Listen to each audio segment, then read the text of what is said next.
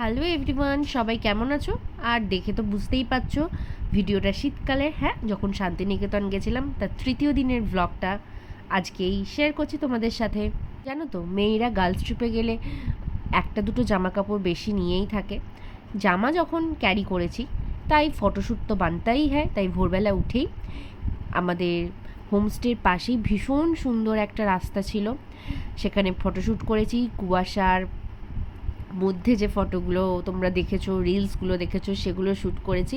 আর এখন একটু বেরিয়েছি চারিপাশটা এক্সপ্লোর করতে। ভীষণ সুন্দর জায়গা। শান্তিনিকেতন মানেই তো শান্তির জায়গা। চারিপাশটা এত নিরিবিলি, প্রকৃতির মাঝে বেশ কটা দিন ভীষণ ভালো কাটালাম। শুধু যাওয়ার পরই দেখি এখানে খুব সুন্দর একটা নার্সারি আছে। একটু ঘুরে কটা গাছের দাম টাম জিজ্ঞেস করে চলে এলাম। অ্যাকচুয়ালি গাছ ক্যারি করাটা না প্রচণ্ড চাপের।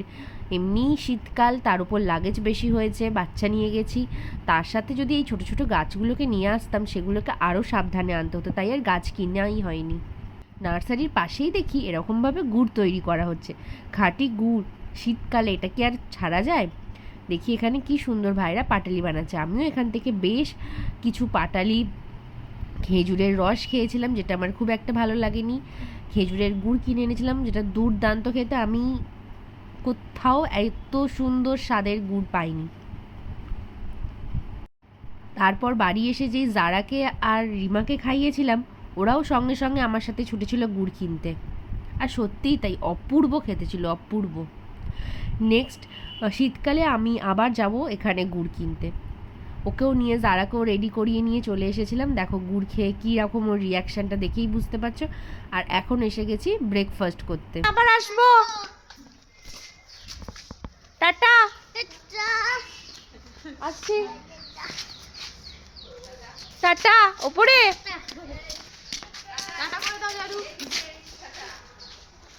আবার দেখা হবে। শান্তিনিকেতন এলে এখানেই আসবো। ঠিক আছে। দেখ ব্যাগগুলো শুধু দেখো, টোটোতে চেপে বসা হয়েছে। সব এতগুলো ব্যাগ ভর্তি করে আমরা শপিং করেছি শান্তিনিকেতন থেকে। ফাইনালি এবার আমরা বাড়ি ফেরার পালা। বাড়ি ফিরে গিয়ে তোমাদের আরো ভালো করে দেখানো যাবে যে কি কি শপিং হলো। আবার ব্যাগপত্র নিচ্ছে সব। ব্যাগ নাও, চলে আমরা যাই।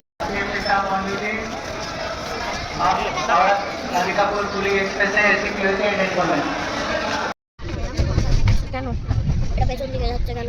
হাওড়া সোজা। হাওড়া এদিকে দেখো, হাওড়া এদিকে। পেছন দিকে, আমাদের ট্রেনটা পেছন দিকে যাচ্ছে, প্রবলেমের শেষ নেই। একটু দাঁড়াও, পেছন দিকে শোনো, এইদিকে হলো হাওড়া, এই দিকটা, এদিকটা হলো। আর এখানে আমাদের একটা টেবিল দিয়েছে পড়ার জন্য। আমার এতক্ষণ ঘুমাচ্ছে না, কি বলবো? এখন আমার ব্যাগে আমাদের সিট সোজা, আর এটা পেছন দিকে।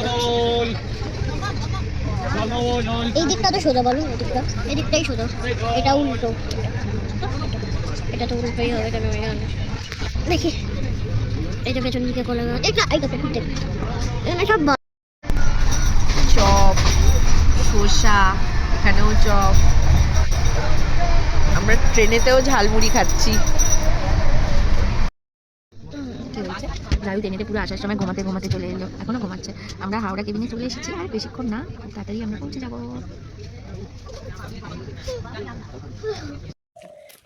তোমরা দেখে চিনতে পারছো কি? এগুলোতেই কিন্তু বেলা শেষে শুটিংটা হয়েছিল। আর এই যে সোনাঝুরি জঙ্গল, বেলা শেষে শুটিং হয়েছে, বেলা শুরু।